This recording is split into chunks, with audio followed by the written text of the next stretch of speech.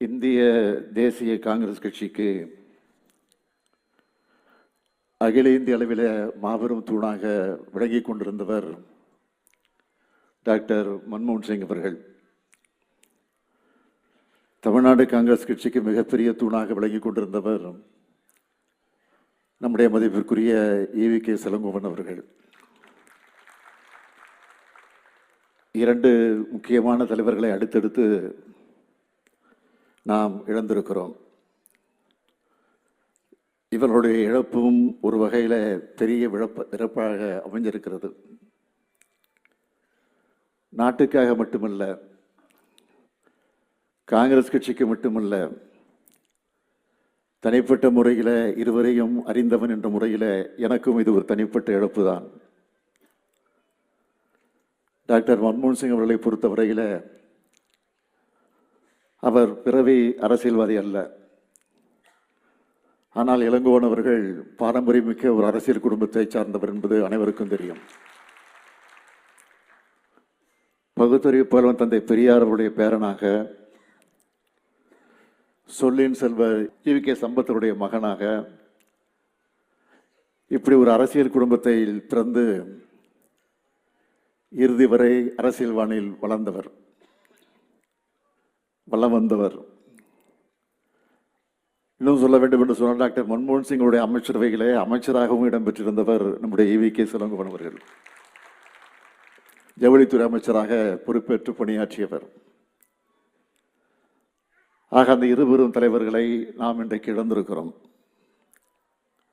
Doctor மன்மோகன் சிங் அவர்களை பொறுத்தவரையில் இந்திய அளவிலே மட்டுமல்லாமல் உலக பொருளாதார மேதைகளில் ஒருவராக அவர் மதிக்கப்பட்டவர். அவர் நினைச்சிருந்தா எந்த கவலைகளும் இல்லாத, பரபரப்பு இல்லாத வாழ்க்கையை அவரால் வாழ்ந்திருக்க முடியும். அவரை போன்ற பொருளாதார மேதைகள், சிந்தனையாளர்கள் அப்படிப்பட்ட வாழ்க்கையைத்தான் தேர்ந்தெடுப்பாங்க. ஆனால் எதிர்பாராத விதமாக அரசியலில் நுழைஞ்சு நிதியமைச்சராக அவர் பொறுப்பேற்றார். அது மிக நெருக்கடியான நேரத்தில் அந்த பொறுப்பை ஏற்று இந்திய நாட்டினுடைய நிதியமைச்சராக அவர் பொறுப்பேற்று சரித்திரத்திலே இடம்பெற்றிருக்கிறார். அவர் உருவாக்கி கொடுத்த பொருளாதார திட்டங்கள் தான் இந்தியாவுடைய வளர்ச்சிக்கு அடித்தளமாக அமைந்தது.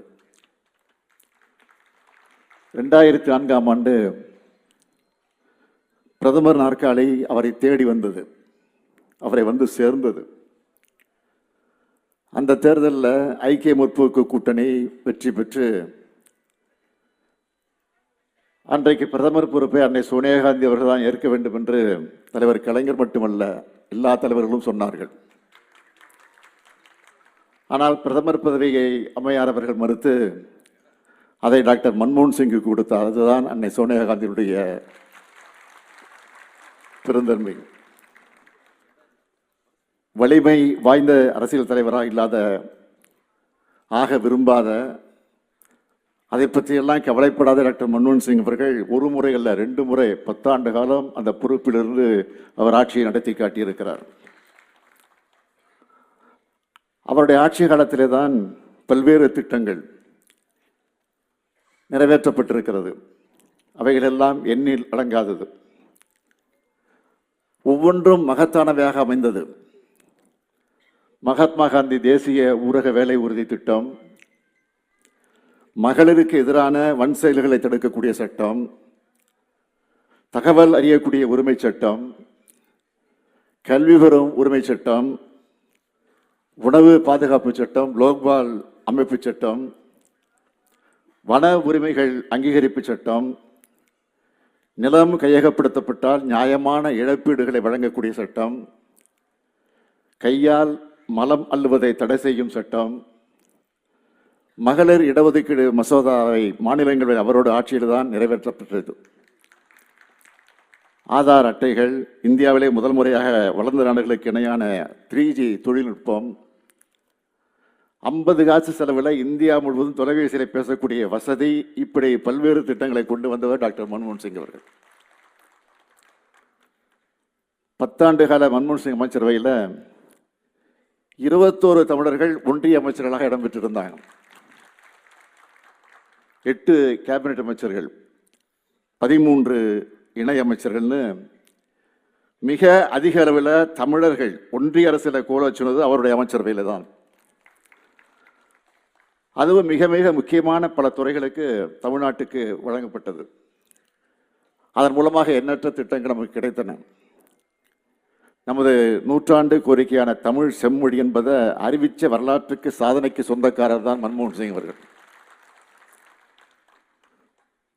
சென்னையில் செம்மொழி தமிழாய்வு மத்திய நிறுவனம், சேலத்தில் புதிய ரயில்வே கோட்டம், தாம்பரத்தில் தேசிய சித்த மருத்துவ ஆய்வு மையம், சேலம் அரசினர் மோகன் குமாரமங்கலம் மருத்துவக் கல்லூரி,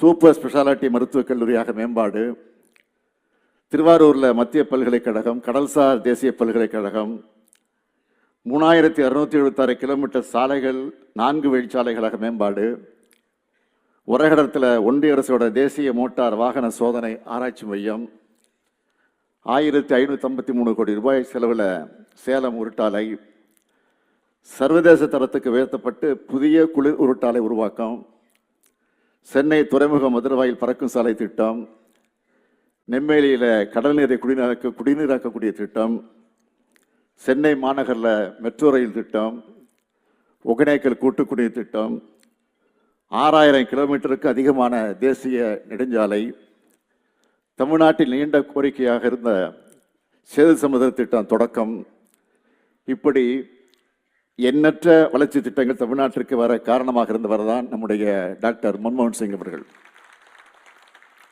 தலைவர் கலைஞரிடத்தில் நெருங்கி பழகி நட்போடு அவர் இருந்தது யாராலும் மறுக்க முடியாது. அதுதான் இத்தனை திட்டங்களை தமிழ்நாட்டிற்கு நாம் கொண்டு வந்து சேர்த்திருக்கிறோம். மிக பெரும் சிறப்பு திட்டங்களை கொண்டு வந்து அனைத்து துறைகளிலும் தமிழ்நாட்டின் வளர்ச்சியை வளப்படுத்தி இருக்கிறோம். தமிழ்நாட்டோட கனவுகளை மதிக்கிறவரா டாக்டர் மன்மோகன் சிங் அவர்கள் இருந்தார்கள். தென்னக மக்களுடைய குரலின் தேசிய அளவிலான திட்டங்கள் கொள்கைகளை எதிரொலிக்கிறதுல அவர் உறுதி செஞ்சார். அந்த வகையிலே பார்த்தா மன்மோகன் சிங்குடைய இழப்பு என்பது தமிழ்நாட்டுக்கு மிக மிக மிக மிக பெரும் இழப்பு என்பதை நான் இங்கே பதிவு செய்ய விரும்புகிறேன். நண்பர் இளங்கோவன் அவர்கள், மதிப்பிற்குரிய இளங்கோவன் EVKS இளங்கோவன் அவர்கள், அவருடைய மறைவு என்பது நிச்சயமாக சொல்கிறேன், என்னால் தாங்கிக் கொள்ள முடியாத இழப்பு.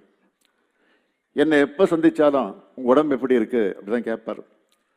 நானும் திருப்பி அவர் இடத்துல அதை தான் கேட்பேன், உடம்பு பார்த்துங்க அப்படி தான் சொல்லுவேன். சொன்னார், நீங்கள்லாம் சேர்ந்து என்னை MLA ஆக்கிட்டீங்க, அந்த நம்பிக்கை நிச்சயமாக நான் காப்பாற்றுவேன், உழைப்பேன் அப்படின்னு உறுதியோடு சொன்னார். ஆனால் உடல்நிலை மோசமாகி மருத்துவமனைக்கு போகும்போது கூட அவருடைய வீட்டாரிடத்தில் சொல்லியிருக்கிறார், என்னை சந்திக்கணும்னு அவங்க வீட்டில் சொல்லியிருக்கிறார். இந்த செய்தி கிடைச்ச உடனே நான் உடனே மருத்துவமனைக்கு போனேன், அருகே போய் பார்த்தேன். ஆனால் பேச முடியாத நிலையில் இருந்தார். ஆனால் ஏதோ சொல்ல முற்பட்டார், ஆனால் பேச முடியல. அதைத்தான் நான் எண்ணி பார்க்கிறேன். அவருடைய மகன் ஈவேரா திருமகன் ஈவேரா அவர்கள் மறைந்தப்போ நான் உங்களை வேதனைப்பட்டேன், மனம் உடைஞ்சு போனேன். அவருக்கு நான் ஆறுதல் சொன்னேன். மகன் மறைஞ்சதுனால இளங்கோவனர்கள் போட்டியிட்டு அவர் வெற்றி பெற்று அந்த தொகுதியினுடைய சட்டமன்ற உறுப்பினராக அவர் பணியாற்றி கொண்டிருந்தார். ஆனால் அந்த மகிழ்ச்சியை நீடிக்காத வகையில் அவர் நம்ம எல்லாம் விட்டு போய்விட்டார். அதனால் தாங்கிக்க முடியாத இழப்புன்னு நான் சொன்னேன். தந்தை பெரியார் குடும்பத்து பெருஞ்செல்வம் மட்டுமல்ல, அவருடைய தந்தையார் EVK சம்பத் அவர்கள் பேரறிஞர் அண்ணாவுக்கும் முத்தமிழறிஞர் கலைஞர் அவர்களுக்கும் நெருக்கமான நண்பராக தோழராக இருந்தார். திராவிட முன்னேற்ற கழகத்தை விட்டு சம்பத் அவர்கள் விலகின பிறகு அவரை பேரறிஞர் அண்ணா அவர்கள் விமர்சிக்கலை. அதே போல் சில நேரங்களில் இளங்கோவன் அவர்களும் கலைஞர் அவர்களை அரசியல் சூழ்நிலை கருதி காரணமாக கொண்டு சில விமர்சிப்பார். ஆனால் கலைஞர் அவர்கள் அவரை பற்றி எதுவும் பேச மாட்டார். காரணம் சம்பத் பையன் தானே, பேசட்டும் அப்படின்னு பெருந்தன்மையாக இருப்பார். ஆக மனசில் உள்ளதை மறைக்காம, அதே நேரத்தில் துணிச்சலாக தெளிவாக எதை பற்றியும் கவலைப்படாமல் தயக்கம் இல்லாமல் பேசக்கூடியவர் தான் நம்முடைய EVKS இளங்கோவன் அவர்கள். ஆதரித்தாலும் சரி, எதிர்த்தாலும் சரி, அதை சரியாக உறுதியாக செய்யக்கூடியவர் நம்முடைய இளங்கோபால் அவர்கள்.